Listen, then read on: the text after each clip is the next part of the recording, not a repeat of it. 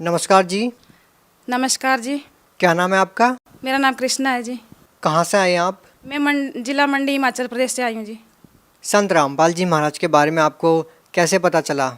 ये मेरे जो पति हैं उनके रीढ़ की हड्डी में बहुत दर्द होता था और बुखार इतने ज़्यादा होते थे कि वो रात भर सो नहीं पाते थे, पूरी पूरी रात जागते रहते थे। तो डॉक्टरों से इलाज करवाया। डॉक्टर बोलते थे कि कुछ भी नहीं है। जब बुखार मतलब जो ये फीवर चेक करते थे तो कुछ भी नहीं आता था उसमें। तो देवी देवताओं का हमने इतना इलाज किया कि बहुत ज़्यादा इलाज किया। देवी देवताओं की भक्ति करते करते हम इतने दुखी हो गए थे कि हमारे को कुछ भी दिखाई नहीं दे रहा था। हमारे खेवड़ का मेला होता है, वहाँ खेवड़ मेले से मेरे को ज्ञान गंगा पुस्तक मिली थी। जब मैंने ज्ञान गंगा पुस्तक पढ़ी तो उसमें मेरे को पता चला कि ये जो हम भक्ति करते हैं तो हम शास्त्र के विरुद्ध भक्ति कर रहे हैं। ये ज्ञान तो हमने आज तक पढ़ा ही नहीं है, ना ही सुना है। फिर मैंने अपने पति को बताया कि ऐसा ऐसा ज्ञान है, मतलब अलग ज्ञान है, हमने आज तक ये ज्ञान सुना ही नहीं है, ना पढ़ा है, ना हमारे को कहीं मिला है। तो उन्होंने बोला, वो ठेकेदारी करते थे, तो उन्होंने बोला कि हम या तू ऐसे ही करती है, पता नहीं ये क्या, मैं नहीं जानता हूँ। मतलब वो मतलब अपने ये काम में बिजी रहते थे। काम करते करते वो इतने बीमार पड़ गए कि उनके मतलब रीढ़ की हड्डी में बहुत दर्द होता था। तो रीढ़ की हड्डी में दर्द होने के कारण उनको बुखार भी आता था। जब डॉक्टरों से टेस्ट करवाए कोई भी बीमारी नहीं निकली। हम फिर बहुत तंग हो गए, देवी देवताओं के चक्कर काटने लगे। जब देवी देवताओं के चक्कर काटने लगे तो हमें कहीं से भी कोई भी लाभ नहीं हुआ।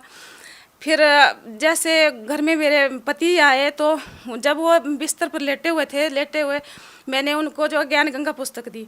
जब ज्ञान गंगा पुस्तक दी तो वो ज्ञान गंगा पुस्तक उन्होंने पढ़ी। उन्होंने बोला कि ये तो मैंने कभी सुना ही नहीं है, ये ज्ञान हो सकता है भी अब मैं इससे ठीक हो जाऊं।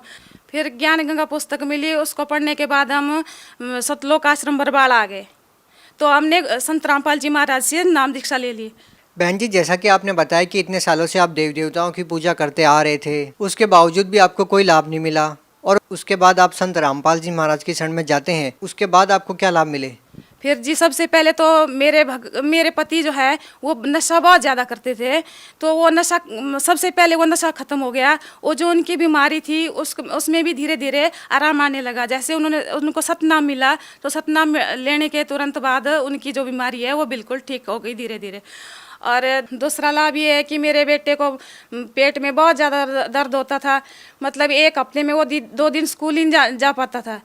जैसे उन्होंने मतलब उसको नाम दिलवाया गुरु रामपाल जी महाराज से, तो सतनाम लेने के बाद उसका वो दर्द ख़त्म हो गया। और पढ़ने में वो बिल्कुल कमज़ोर था। जैसे उसको सतनाम मिला तो उसकी मतलब मेमोरी जो है पढ़ने की वो तेज़ हो गई। अब मतलब उसकी जो टीचर थी हिंदी की, वो बोलती थी कि तू तो फेल हो जाएगा हिंदी में।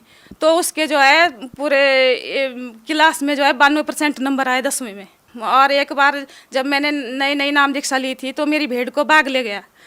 और मैं मतलब 100 मीटर के ऊपर खड़ी हुई थी। जैसे मैंने एक ही आवाज़ लगाई तो एक ही आवाज़ लगाने से बाघ ने मतलब मेरी भेड़ को छोड़ दिया। और हर साल जो है मेरे घर में एक गाय पाली हुई थी। मेरे हर साल जो है एक गाय मर जाती थी। जब से मैंने संत रामपाल जी महाराज से नाम दीक्षा ली तो उसके बाद मेरा कोई भी ये नुकसान नहीं हुआ जी। हमारी आर्थिक स्थिति भी बहुत कमज़ोर थी।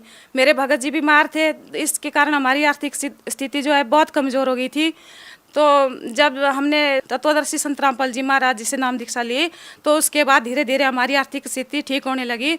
और उसके बाद मेरे पति जो है वो उनको काम मिलते गए और नज़दीक ही मतलब कुल्लू में वो काम करते हैं, जबकि लाहौल किन्नौर में भी उतना फ़ायदा नहीं होता था। और कुल्लू में उनको आज मतलब परमात्मा ने कम से कम 1.5-2 करोड़ के काम दिलवाए हैं जी। बहन जी, आप भगत समाज को क्या संदेश देना चाहते हैं? भगत समाज को हम यही संदेश देना चाहते हैं कि जगत गुरु तत्वदर्शी संत रामपाल जी महाराज की शरण में आओ और अपना कल्याण करो।